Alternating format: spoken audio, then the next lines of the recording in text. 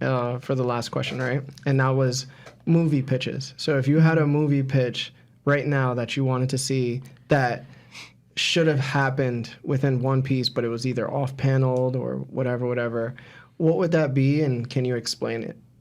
So let's start with Lawrence. Did you think of anything? I thought of two. But you only can think one. We don't got enough time. All right. Hopefully your one that you're going to say isn't my one. All right. I'm going to go with to me, I guess, the greater one. But it's weird because the most of the movies we get for One Piece is usually centered around the Straw Hats. So my movie thing is not centered around the Straw Hats at all. It's actually what I would like to see if they coincide, because I don't think they're two different things, but I believe they're the same. But similarly, it has to do with the Void Century. I want to see the Great War that led to where everything is now, and I believe that Great War involves the formation of how, or I should say, how the world government came into power. Because I don't know if it was like a war between the D family and the Celestial Dragons, that war, and then the D's lost, or something that came into where the Celestial Dragons and the people ruling now established the world government. Because we do know before, thousands of years ago, the world government was not in place. So I would like to see the lead up to all those events, like the movie leading up to it, to that Great War, then the war happening, and then establishing to where the One Piece world as we know it now, like that on. So I want to see kind of like, it made me think of Game of Thrones, like pretty much all the stuff. How they got the prequels that come exactly. out. Yeah, okay. How we see before, there's a lot of stuff that happened beforehand, but now where they showed the Game of Thrones is we only saw from that point on. But there's a lot of history that happened before that. So it made me think of that. Seeing all the stuff that led into the One Piece world that we see now. So the stuff that happened in the Void Century, the Great War, and all that stuff. I think that would make a great movie. Like, and we would be revealing a lot. Yeah, I think it would. I don't know that you could mark that all down into 2 hours, bro. That's a lot. It's like either. a lot in there, bro. To me, it would make One Piece come together even more. Fire, but yes. Yeah, it would be dope. It would be fire. I would like it. What about you, Seb? My movie wasn't as deep at all. Like it's literally, it is similar in the sense that it's not Straw Hat centric, but it is Straw Hat centric, I guess. Basically, my movie is going to be about one person and his rise to the top, and that is Mihawk. I want to see. Was not expecting that. Mihawk, I should have known it, Sebastian. I wasn't expecting that. So like, Mihawk, how he got the title of World's Strongest Swordsman, the battles he's had to go, what's inspired him to want it in the first place? Yeah. His upbringing, training, everything, getting the title and holding it for this long, and like other Zolo-like people coming at him, and him thinking like, yo, none of these dudes are it. Type stuff, and then eventually, I don't know how you structure the movie. You know, I'm not a director, but like you could end it with him meeting Zolo or something like that, or him fighting Shanks or something. You know, something that's happened to him in life that we know about would be the end of the movie. Yeah. Probably Zolo, because that's like the dream person that he has connection with. But I just think it would be really cool because we don't see that. We don't ever see Mihawk, and he's like one of the first people. Like, Mihawk has probably been responsible for getting people into One Piece more than, like, almost any other character. And we still don't know nothing about that dude. Yeah. You know what I mean? Like, that was, like, one of the first times, like, yo, this show looks like it could be really good. Like, when Mihawk showed up, I have two friends that are watching the show now. And when Mihawk showed up, that's when they were like, this is cool. Yeah. Like, Buggy, whatever. Who was before that? Yeah, Kuro, cool, whatever. Yeah, you really got to sit through those. Yeah, when Mihawk showed up, they were like, yo, who that? And they wanted to know, they wanted to see more. And like, the show got much better progressively from there. But like, and it doesn't have to be anything crazy. Like, Mihawk fighting dudes like Vista and stuff, like getting to the point where he can challenge the #1 swordsman, who that person is, why Mihawk is inspired. That would have been interesting to see who the previous #1 was. And then he fights and beats him. Like, that would, or you can end it if there. If there even was one. Or and montage at the end to get him all the other stuff. But like, that would be dope. Get his rise to that point. That would be my movie. And then you can have a whole Shichibukai series where you got all their little... Yeah. You feel me? I'm That's trying dope. to sell tickets. I like that. Yeah, I would want to see it. Yeah, your two ideas are cool. I think all of ours happens to be around lore of One Piece. Yeah. Specifically not the Straw Hats, which I think is why the spinoffs would be really good. There's like 13 Straw Hat movies, man. Like, I'm good. Yeah. I'm good. Yeah.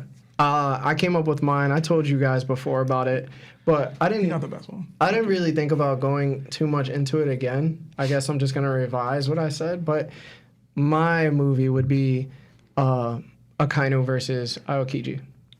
Straight up, give us a Marines a Marine like movie, because we don't so often gravitate or deliberately go into their world. We kind of just see it from the outside and the people that are a part of it, and just see them like cleaning floors or doing this. We never see them actually training. And what got me that idea was like when we saw Z.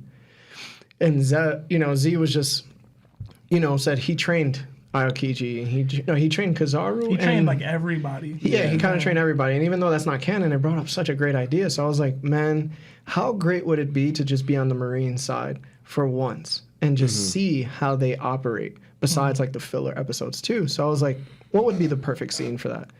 And it would be the Aokiji versus Akainu. So I was like, it would start for me right after Ace dies. And the movie would start with like, you see like, how they do the opening credits where like it'll show a little bit and then it'll black out and show credits and then show a little bit of the movie. It's always like somebody's like walking, like they're walking together. And they have like that crazy drums where it's like going crazy. And then they're just showing like everything like in that style that I just said. And then we see in the opening credits of the movie, Shanks is burying Ace and Whitebeard and placing the hat and placing his legendary sword next to his grave. And then you go into the background and you see like Sengoku standing like this, like looking outside the window thinking like he has to retire after all this has happened. To go even further, there's this whole thing about Garp not being able to be at Marineford. So Garp is kind of like, after Ace's death, grieving. And you know how he went to go see Don Don, I believe her name was? And like Don Don like punched him and made him bleed and like was crying on him. He kind of goes onto that Takamura mode where like he starts traveling instead of being at Marineford, because he feels if he goes to Marineford and he sees Akainu, he's going to kill him. So then we see like this total rift between Akainu and Aokiji, and you just realize they start to have different perspectives now after the war. Like Aokiji somehow became more grounded and believing in the right things to do because of the way Akainu acted, where he was willing to kill his own soldiers. So we see like them having meetings and saying, okay, what's the breakdown after what happened in the war? How many people did we lose? What can we do? What are the territories that Whitebeard was actually covering? What's happening right now? And then they're like, territories are going crazy. Blackbeard's making moves. We don't have enough manpower because the war, we were just shorthanded. We're trying to recruit, but it's not there. And then you see Akainu just like take lead, and he's like, well, we're going to crush them anyway. And then Aokiji steps up and he's like, maybe we shouldn't do that. And this isn't a board meeting with like all the captains and all the vice admirals, and even Kobe's there just to like make a guest appearance. Just to be like, oh, Okay. And he's there for Garp, like substituting for Garp. Bogart got to be there, I guess. Bogart has to be there too. But it's just to like give a nod. But then you see these two figures come up in the meeting where everybody is, and they're like kind of against each other.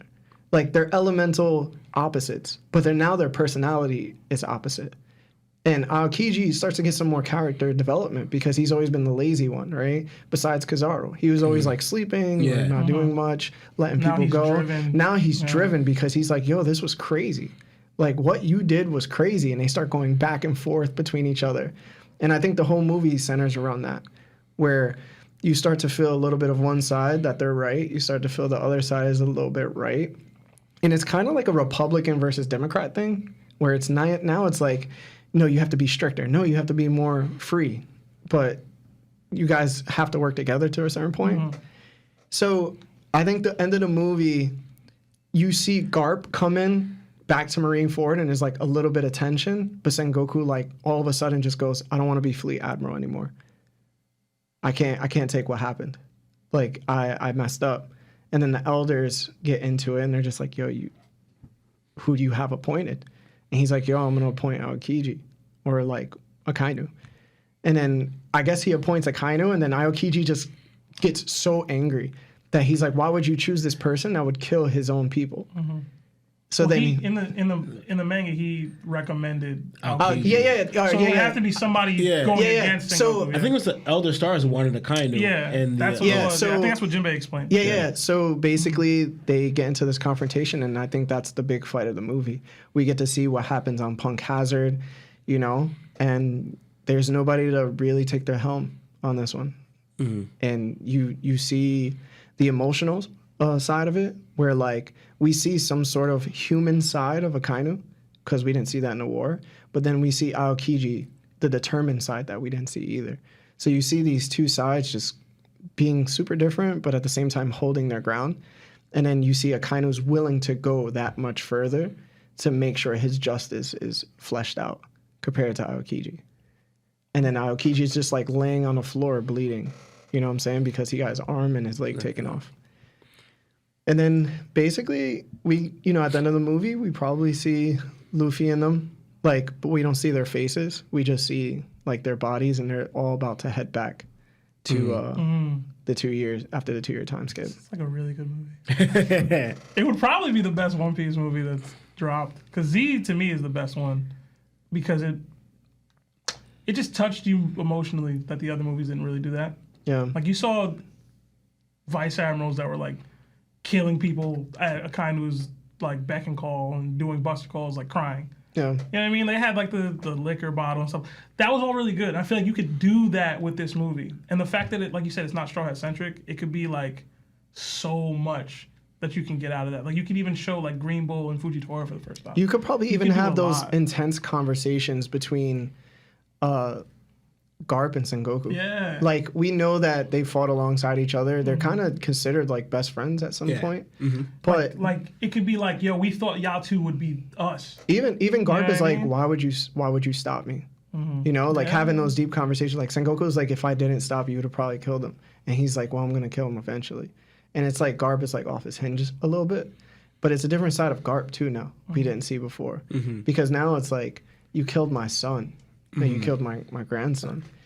So You know what I mean? in a way, Garp probably has such an emotional impact on Sengoku that that's probably the main reason why he drops being fleet admiral. You know, because he's like, yo, not only did I fail, but I failed like my best friend. And then you can have that same conversation where you're like, yo, Aokiji and Akainu were supposed to be me and you. Yeah. And I think too it would be add to it because a different side of it because you can see Garp's side of it, his struggle because we see before Garp was crying. He was like begging, in a sense, begging, or he would beg Ace and Luffy, please become Marines. Yeah. Because he Like- knew what it was, man. Yeah, because it's like Garp knew something on the inside of the Marines. It's like you guys have to be Marines. Like you're going to be a strong Marine to Luffy. Like you're going to be a Marine. You want to become pirate, but it's just like Garp knew like no. The right and granted, he doesn't, even though he disagrees with a lot of what the world government does in Celestial Dragons, he knows it's better to be a Marine. You know, I just think he wanted to protect them because this kind of stuff could happen. Yeah, You know what I mean? you got to show some grief happening with Garp. Yeah. And I think that's another emotional pull. And I think you get to see some of the funny side too, but you get to just see the workings. I don't know. I feel like True, you could- guys seem a bit emotional about it because of the way I said things.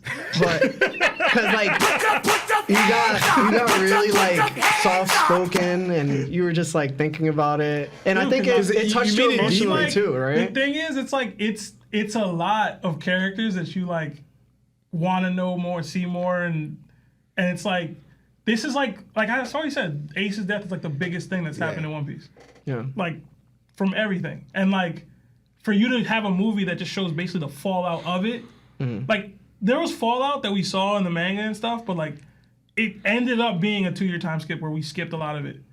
To see the direct fallout from people that were emotionally invested in what happened right after, gold. That would be gold. That would be perfect. So And then you could show Blackbeard tearing up territories, you but can like show it all. you don't got to show you too can show much. a little bit. Yeah, Yeah, you could show a little bit, but it would be weird too because where you would start to see where Kizaru stands too. yeah, Because you we can feel like he's kind of like this fill-in for the Yeah. admiral position because of his power. But it adds depth now. Like now we're thinking like, well, he doesn't really care about much. The only time we really see him care about something is like when the supernova and Luffy punched the Tirabito on He didn't care Sabaody. about that either. But he was willing to take people out, and he flew on a cannonball to get there. But So, he even said that was he was bored doing prep work for Whitebeard. yeah, Like it was something. to it'd do. be interesting. No, it'd be interesting too because I've seen the Marine side. Because I'm still curious, like Garp. Then yeah, he, out of protection, he wanted it. But like for example, your son is against the world's government, right? Yeah. And he sees the reason. He must know why his son is doing it. He must see the injustice.